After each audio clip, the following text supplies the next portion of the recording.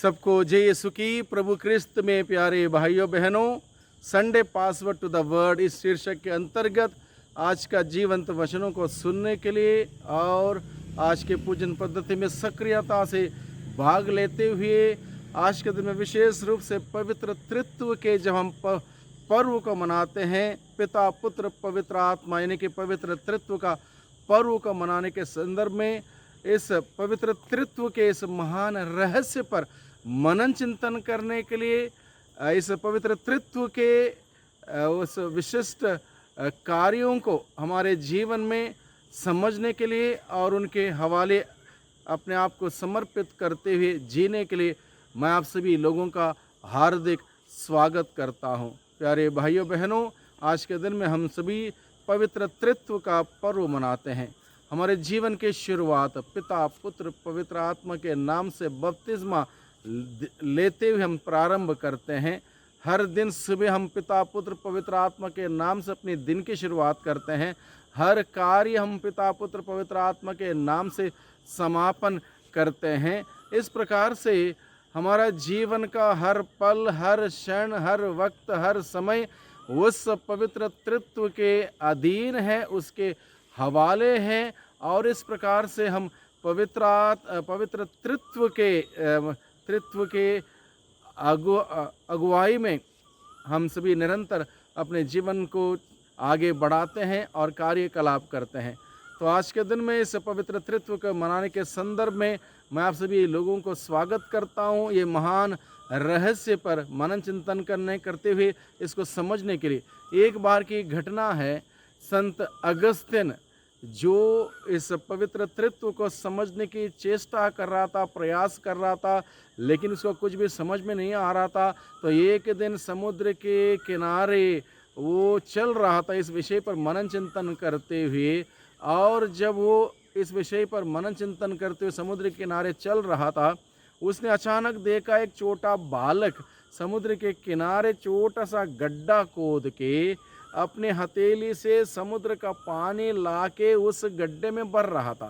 संत Augustine ने पूछा, बेटे ये क्या कर रहे हो? तो उस छोटे बच्चे ने कहा, मैं इस समुद्र का सारा पानी मैं इस गड्ढे में डाल के समुद्र खाली कर दूंगा। तो संत अगस्तिन ने मुस्कुराते हुए कहा, बेटा आप देख रहे हो इस समुद्र कितना बड़ा है, कितना गहरा है, कितना विस्तार है।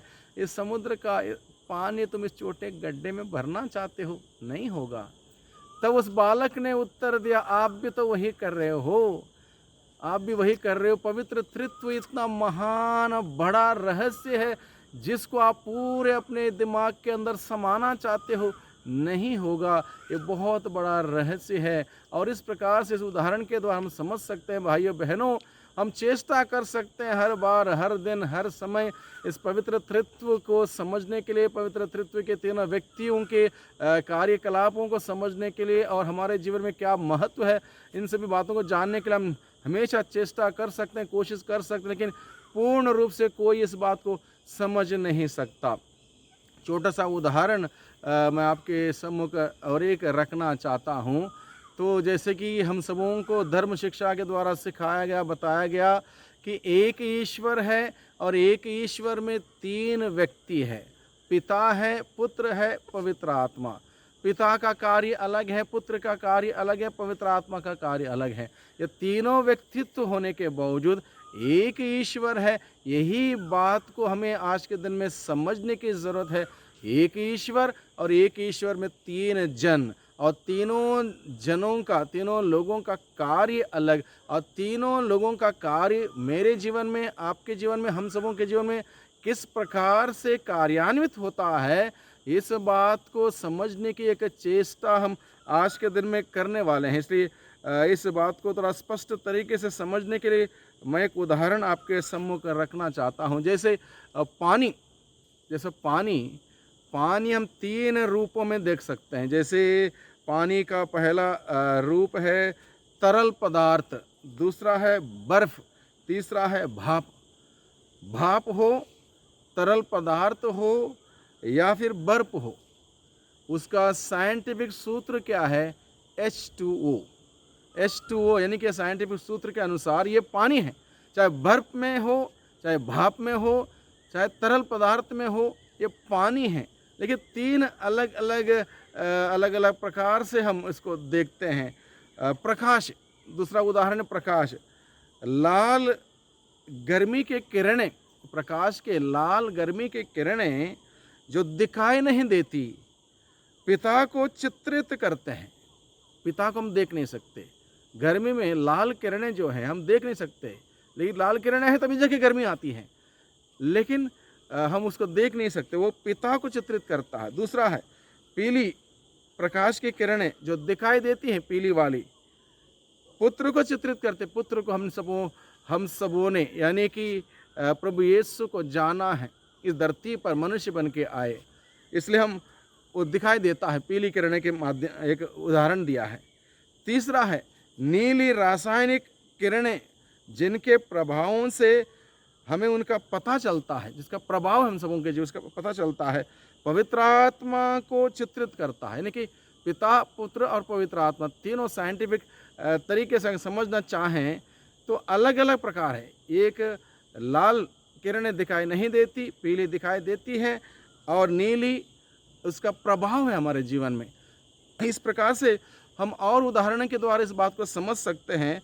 मान लो एक व्यक्ति है, एक व्यक्ति अपने बच्चों के लिए वो पिता है, उसकी मान लो कंपनी का वो मालिक है, और वही व्यक्ति दूसरों को कोई संबोधित करता है, वो एक शिक्षक का काम करता है। यानी कि अलग अलग उसकी भूमिका है। व्यक्ति एक है, एक ईश्वर में 3 लोग। पिता परमेश्वर ने हम सबों की रचना की, सुंदर सृष्टि की, आकाश धरती की रचना की, पुत्र यीशु ने हम सबों को मुक्त किया, आज़ाद किया, और पवित्र आत्मा हम सबों को उस पवित्रता के मार्ग में आगे बढ़ने के लिए निरंतर हमारी सहायता करता है, हमें प्रेरणा देता है।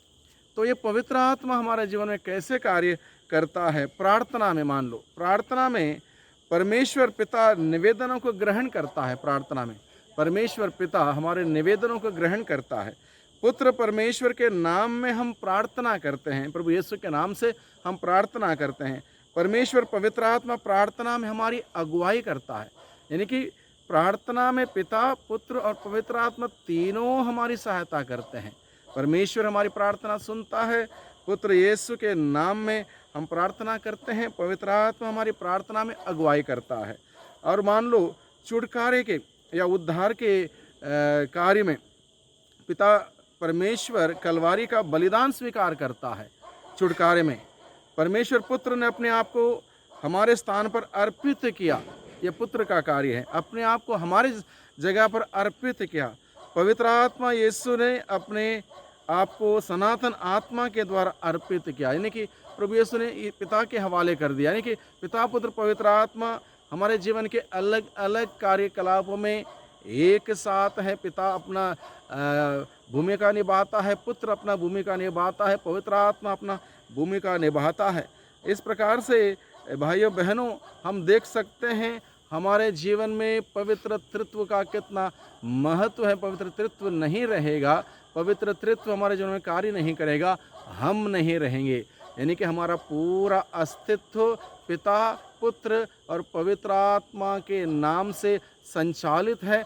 इसलिए हम सर्वोत्तम बलिदान, मिस्सा बलिदान जो शुरू करते हैं, पिता, पुत्र, पवित्र आत्मा के नाम से हम शुरू करते हैं। सारा कार्य पिता, पुत्र, पवित्र आत्मा के नाम से शुरू करते हैं। हर दिन की शुरुआत पिता, पुत्र के पवित्र आत्मा के नाम से शुरू करते हैं और समाप्ति करते हैं, क्योंकि हमारा जीवन का एक एक पल, एक एक क्षण भाइयों बहनों पिता, पुत्र, पवित्र आत्मा के द्वारा संचालित है। और इसलिए हम आज के दिन में जब हम पवित्र तृत्व के पर्व को मनाते हैं, हम सभी इस पवित्र तृत्व मनन चिंतन करें। पिता परमेश्वर को धन्यवाद दें, प्रभु यीशु को धन्यवाद दें, पवित्र आत्मा को धन्यवाद दें।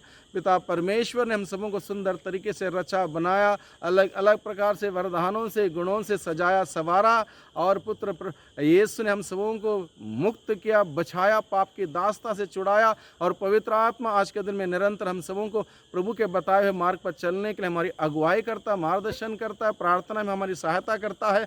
इसलिए हम धन्यवाद दें पिता को, पुत्र को, पवित्र आत्मा को। उनके हवाले अपने आप को करते हुए एक सुंदर पवित्र जीवन हम बिताएं। अगर पिता पर पुत्र पवित्र आत्मा हमारे जीवन में हैं, तो निश्चित रूप से हम प्रभु के सच्चे शिष्य सच बनकर हम कार्य करेंगे और इस प्रकार से हम प्रभु की महिमा कर पाएंगे, पवित्र त्रित्व की महान महिमा देख पाएंगे, महिमा कर पाएंगे। आइए हम प्रार्थना करें। सर्वशक्तिमान पिता परमेश्वर, धन्यवाद देते हैं आज के दिन के लिए, पवित्र त्रित्व के पर्व का मनाने के संदर्भ में प्यारे प्रभु जी हम सभी आपको धन्यवाद देते हैं। इस महान रहस्य के द्वारा प्रभु आप हमारे साथ हैं, हमारी सृष्टि में, हमारी मुक्ति में, हमारी जीवन में अगुवाई में हमारे साथ। हम आपको धन्यवाद देते हैं इस बात को गहराई से जानने के लिए, समझने के लिए, अनुभव करने के लिए, और प्रभु आपके हवाले अपने आप को समर्पित करते हुए एक सुंदर आदर्श क्रिस्तीय जीवन बिताने के लिए हम सबों को शक्ति, सामर्थ्य और अनुग्रह प्रदान कीजिए।